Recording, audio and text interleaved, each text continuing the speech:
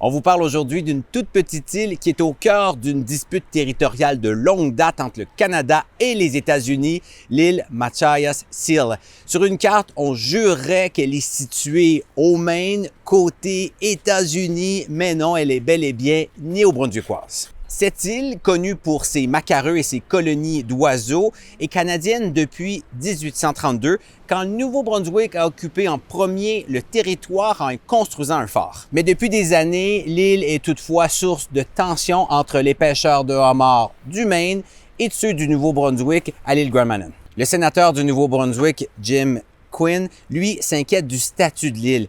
Il aimerait que le gouvernement fédéral réaffirme sa souveraineté.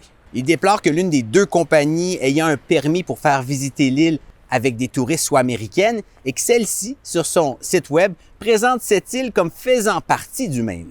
Vous comprendrez donc que dans un contexte de guerre commerciale avec les États-Unis, où on a un président américain qui a à plusieurs reprises dit souhaiter que le Canada devienne le 51e État, l'histoire fait des vagues et ça commence même à intéresser des médias étrangers comme la BBC. Ça risque de se retrouver dans les discussions qui s'en viennent, que le Canada le veuille ou pas, donc d'où l'idée d'être le plus proactif possible. Il y a un contentieux sur les droits de pêche, ces choses-là qui traînent depuis longtemps, donc ça va finir par revenir dans l'actualité. Puis en terminant, peu de gens le savent, mais il y a sur cette île les derniers gardiens de phare des maritimes. Leur rôle, c'est de superviser la visite de touristes canadiens et américains pendant l'été, mais aussi d'assurer une présence permanente et de protéger la souveraineté canadienne.